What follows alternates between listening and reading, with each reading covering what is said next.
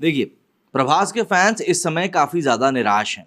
साहो, राधेश्याम, आदिपुरुष एक के बाद एक बड़ी बड़ी उम्मीदों के बाद में प्रभास की मूवीज लगातार फ्लॉप ही हुई हैं और ये एक सच्चाई है। इसे आप जितनी आसानी से मान लेंगे उतना आपके लिए अच्छा होगा। लेकिन उसके बावजूद भी ये आप प्रभास के फैंस की एक फितरत कहें या उनकी तारीफ करें, वो वाकई में प्रभास के लिए डाई हार्ड है। इसीलिए अब वो उम्मीद लगा रहे हैं सलार से। सलार से उम्मीद लेकिन मुझको भी है, क्योंकि उसमें बॉलीवुड का टच नहीं है। तो ऐसे में जिस पल का हर किसी को बेसब्री से इंतजार था वो अब आ चुका है। जय हिंद दोस्तों, वंदे मातरम। दरअसल प्रभास स्टारर सालार का टीजर गुरुवार सुबह 5:12 पर रिलीज किया गया।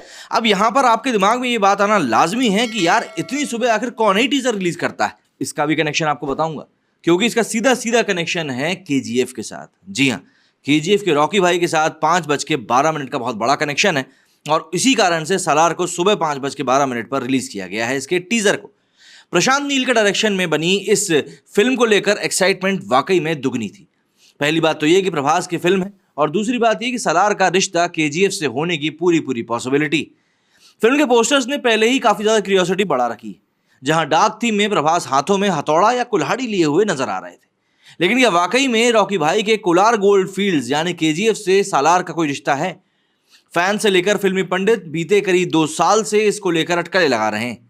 मजेदार बात यह है कि फैंस के साथ ही कुछ ट्रेड एनालिस्ट भी टीजर रिलीज के समय का रिश्ता केजीएफ से जोड़ रखा है। केजीएफ के मेकर प्रशांत नील ने अपनी नई फिल्म सालार का टीजर रिलीज कर दिया है। रिलीज होते ही टीजर फैंस के बीच छा गया है और उनकी खुशी का ठिकाना नहीं है। दरअसल सालार का टीजर गुरुवार 6 जुलाई को सुबह 5:15 रिलीज किया गया। टू बी प्रिसाइज 5:12 पर सुबह रिलीज किया गया और फैंस की सुबह जश्न में बदल गई। वे कई दिनों से सालार को लेकर बड़ी अपडेट मांग रहे थे और ट्विटर पर लगातार ट्रेंड चला रहे थे। सालार के टीजर में धांसू एक्शन की ऐसी झलक दिखी है जिसे देखकर कोई भी हैरान रह जाएगा।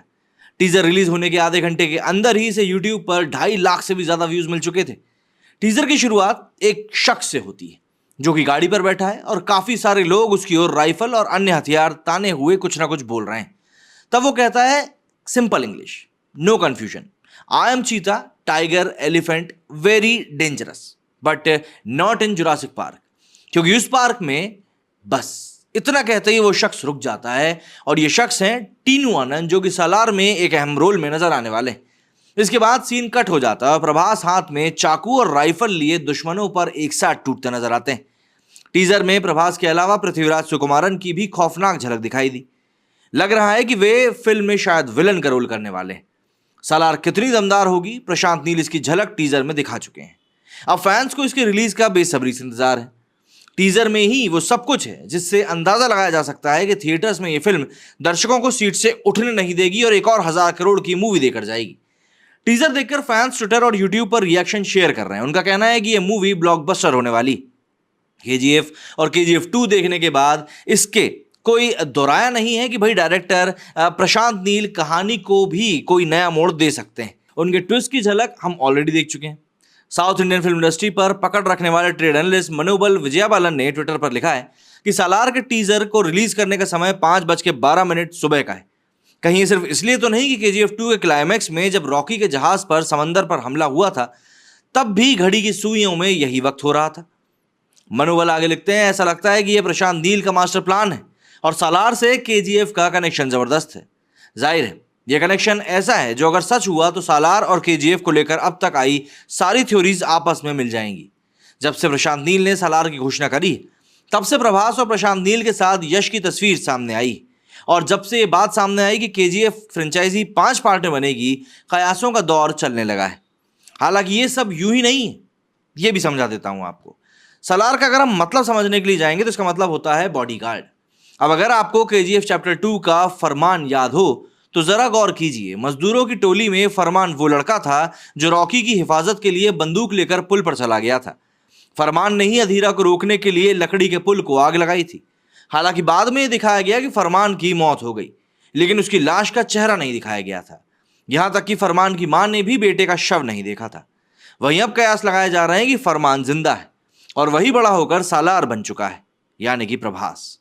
एक और दिलचस्प बात यह है कि केजीएफ चैप्टर 2 में फरमान की मां का किरदार ईश्वरी राव ने निभाया है। प्रभास के सालार में भी ईश्वरी राव है।